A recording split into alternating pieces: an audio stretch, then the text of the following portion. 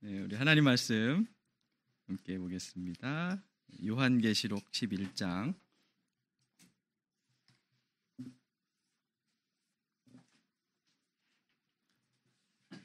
대림절 네 번째 주일 오늘 하나님이 우리에게 주시는 말씀 요한계시록 11장 8절에서 10절 그리고 12장 1절부터 5절까지입니다.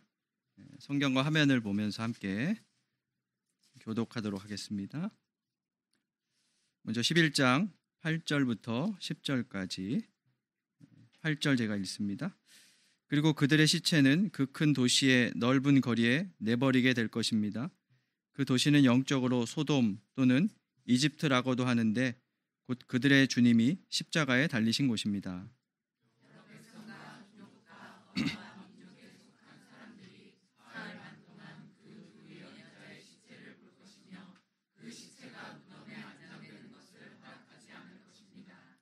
그리고 땅 위에 사는 사람들이 그 시체를 두고 기뻐하고 즐거워하고 서로 선물을 보낼 것입니다. 그것은 이 두 예언자가 땅 위에 사는 사람들을 괴롭혔기 때문입니다. 12장 1절 읽어주시기 바랍니다.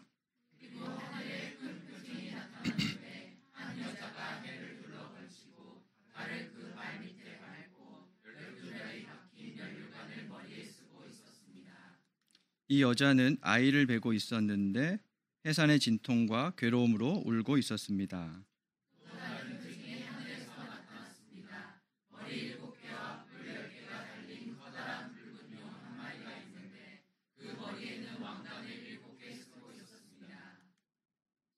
그 용은 그 꼬리로 하늘의 별 3분의 1을 휩쓸어서 땅으로 내던졌습니다.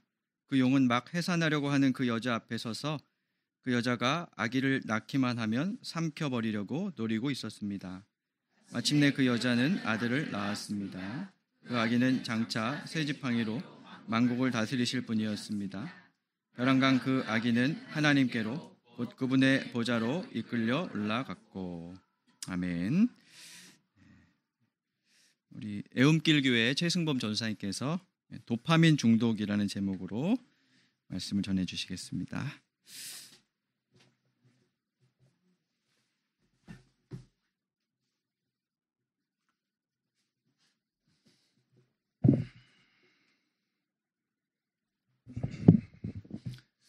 네, 여러분 반갑습니다. 먼저 좀 양해 말씀드릴게. 제가 머리가 지금 이렇게 어제 밖에서 자고 노냐고 앞머리가 자꾸 이렇게 돼서 또 괜히 또 결례를 범하는 게 아닌가 싶은데 좀 양해 부탁드립니다. 원래는 제가 머리 이렇게 잘 이렇게 꾸미고 오는데 오늘 이러고 왔습니다. 여러분 저도 평소에 유튜브를 통해서 구미 일상의 교회 예배를 늘 함께 했었습니다. 그런데 오늘 이렇게 유튜브가 아닌 현장에서 함께 예배 드리고 있으니까 참 감격스럽고 감사한 마음이 듭니다. 한 2달 전쯤인가요? 이 연합 예배를 처음 기획하고 제가 여기 계신 우리 용한필 목사님께 전화를 드렸어요. 목사님, 저희 이번에 구미 내려가려고 하는데 같이 연합 예배 드려도 괜찮나요? 이렇게 말씀을 드렸어요. 그러자 용 목사님께서 처음으로 하신 말씀이 네, 설교 준비해 오세요. 네. 너무 부담스러웠습니다. 무슨 설교를 해야 하나. 또 이 교회만의 분위기가 있을 텐데 제 스타일대로 설교해도 괜찮은 건가. 이 자리 서기까지 굉장히 고민이 많았었는데요. 그러던 중에 제가 구미 일상의 교회 유튜브를 보면서 최근 몇 주 동안 요한계시록 말씀을 가지고 나누시더라고요. 그래서 잘됐다.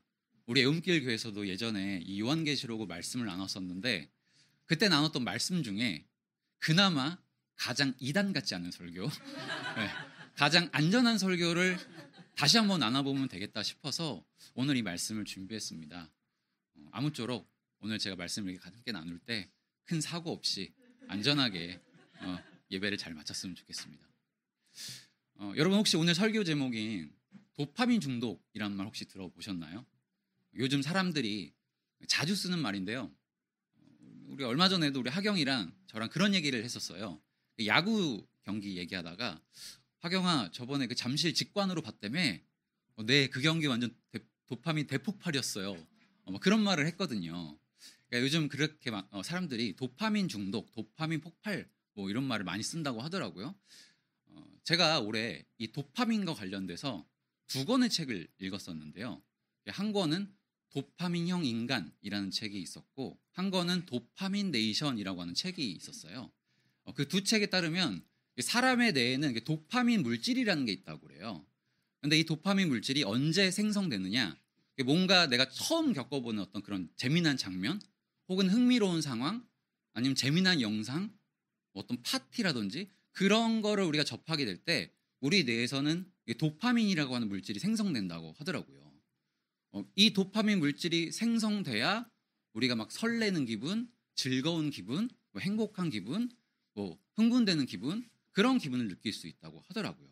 그래서 요즘 많은 사람들이 이 도파민을 최대치로 끌어올리기 위해서 이 도파민 상태를 늘 유지하기 위해서 다시 말하면 매일 매 순간을 늘 짜릿하고 즐겁고 행복하게 그렇게 살고 싶어서 이 도파민 자극을 계속해서 주는 것 같아요.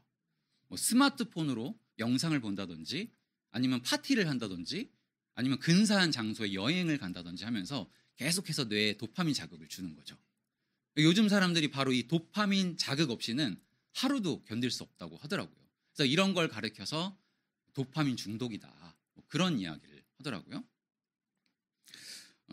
여러분 혹시 그런 면에서 오늘 우리가 나눌 말씀에서도 이 도파민 중독에 빠진 사람들이 있었다는 것을 확인할 수 있는데요. 오늘 본문인데요.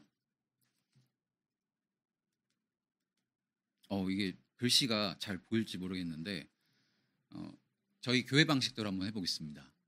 하경님 대표로 한번 읽으시겠어요?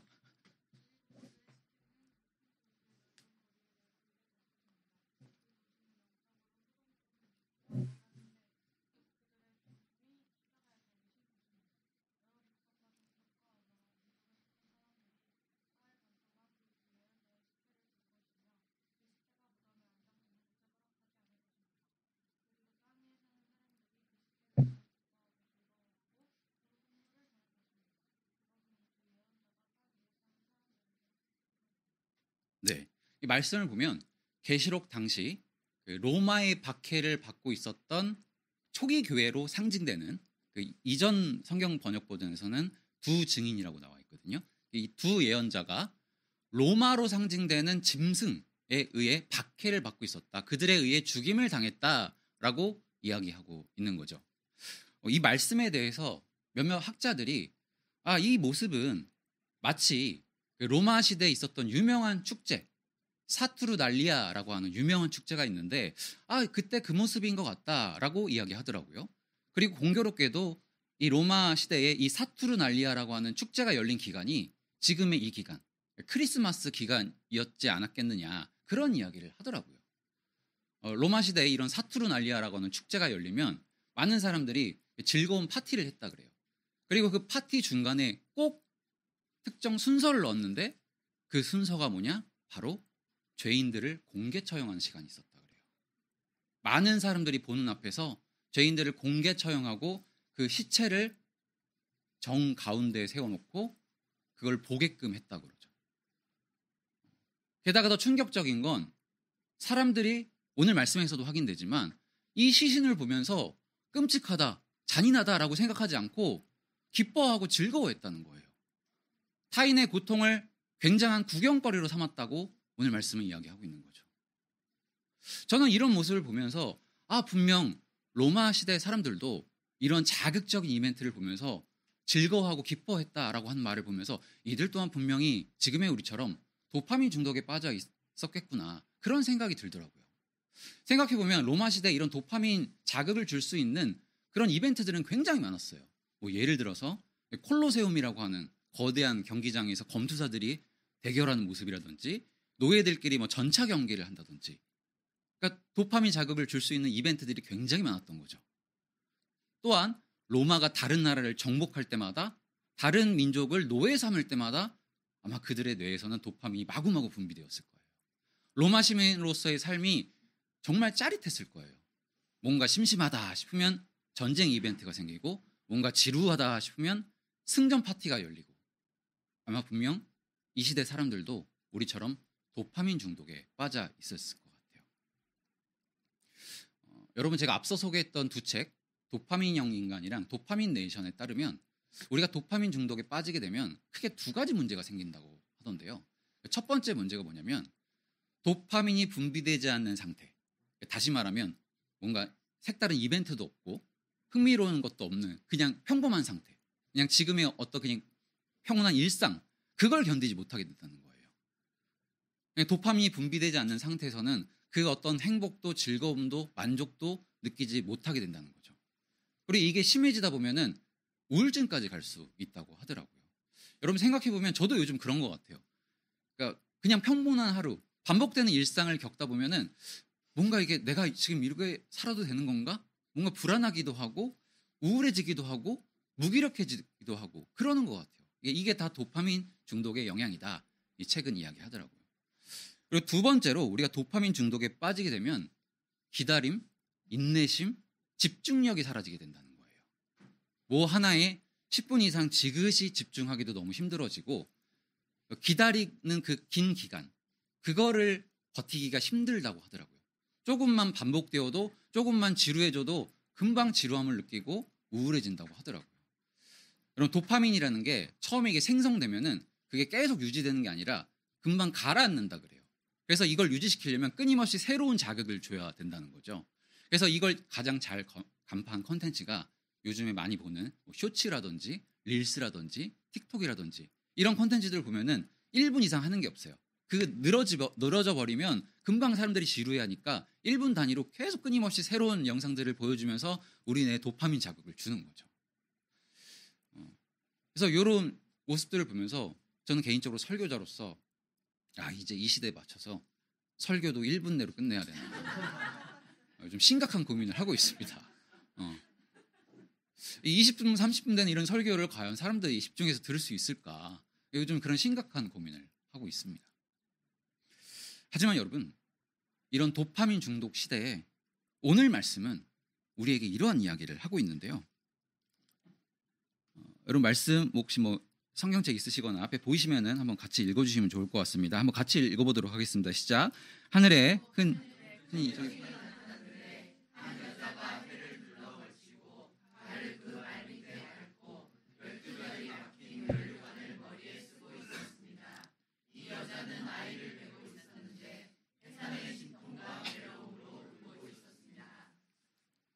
앞선 말씀이 자극적인 이벤트를 보면서 쾌락과 흥분에 빠져 있는 사람들을 보여주고 있다면 지금 이 말씀은 이와는 정반대로 흥분과 쾌락이 아닌 고통과 괴로움으로 소리치고 있는 한 여인을 지금 보여주고 있습니다.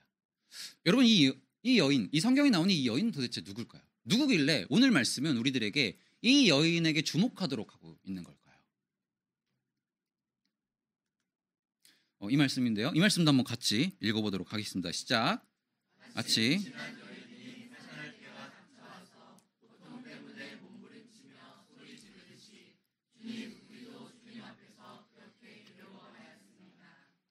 이사야 말씀에 따르면 이 해산의 고통을 느끼고 있는 이 여인은 이스라엘 백성을 상징한다고 그러는 거예요.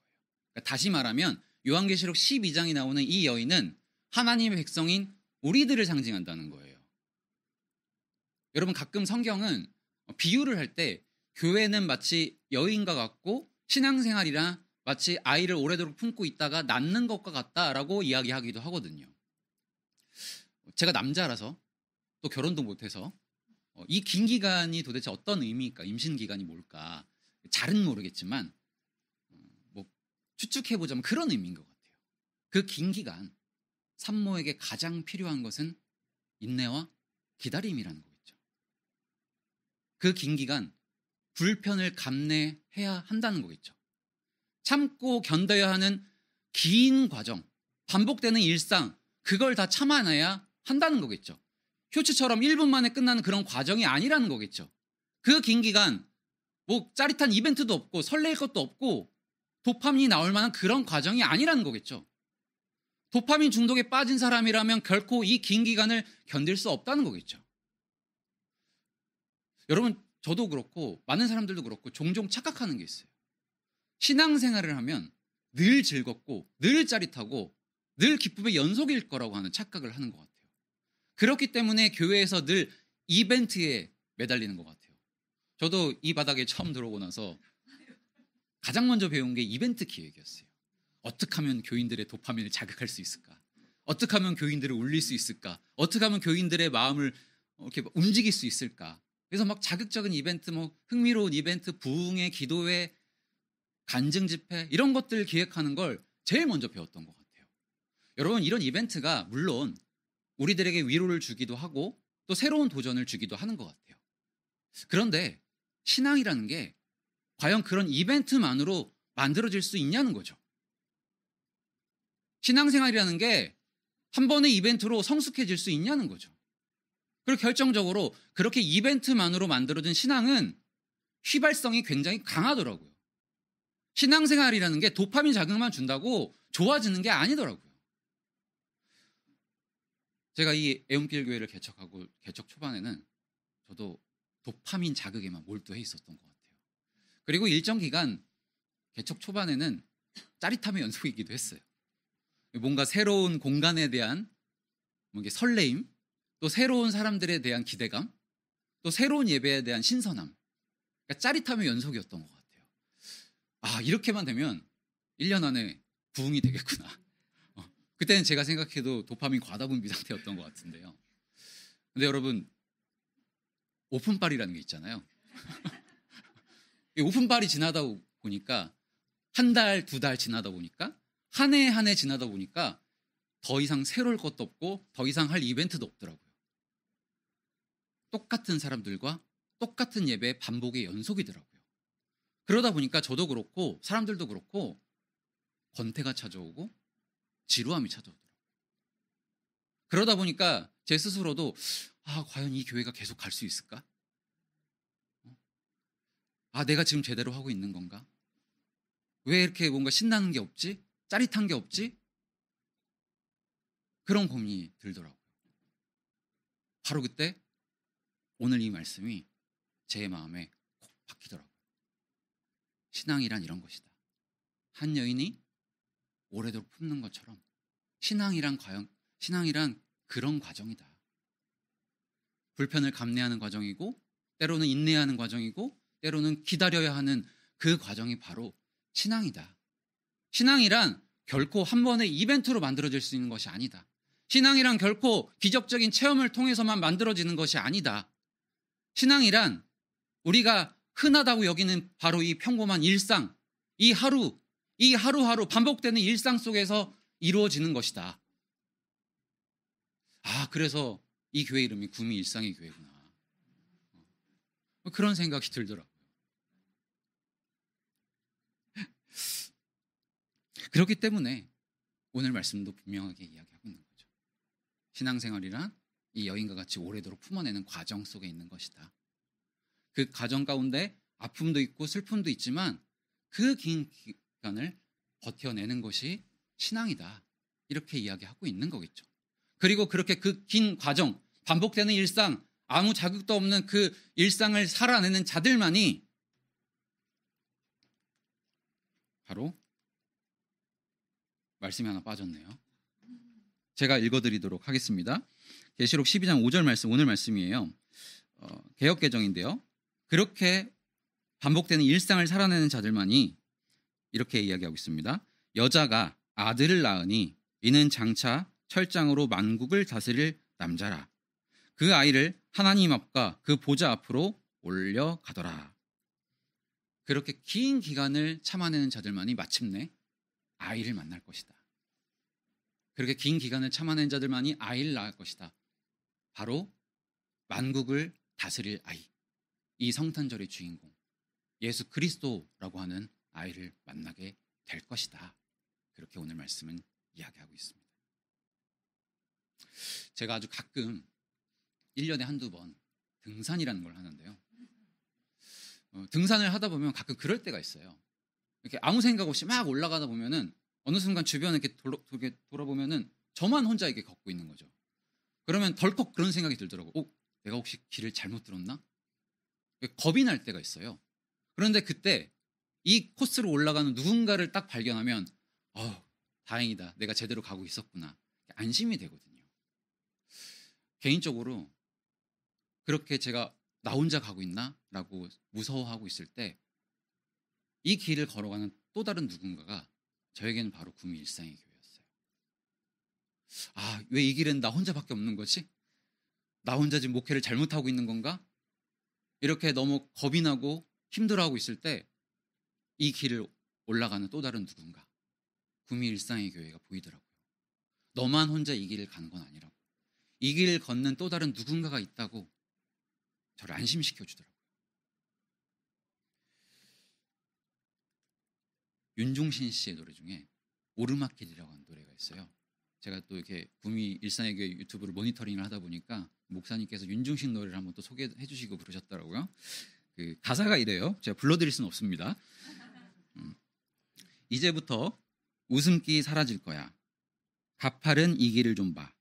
그래 오르기 전에 미소를 기억해 두자. 오랫동안 못 볼지 몰라.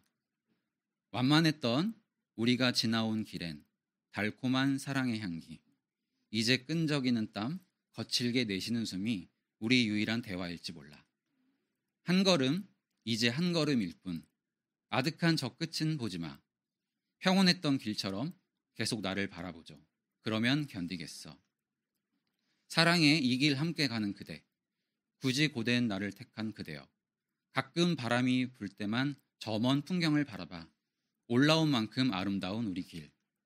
기억해 혹시 우리 손 놓쳐도 절대 당황하고 헤매지 마요. 더 이상 오를 곳 없는 그곳은 넓지 않아서 우린 결국엔 만나 오른다면. 저는 이 노래를 들으면서 우리의 신앙생활이 이런 과정이겠구나. 이런 오르막길을 걷는 과정이겠구나. 그런 생각이 들었어요. 이 오르막길을 걷는 동안 뭐 짜릿할 것도 없고 설레일 것도 없지만 이렇게 고통이 있는 이 길을 우리가 지금 올라가고 있는 거구나. 그런 생각이 들었어요.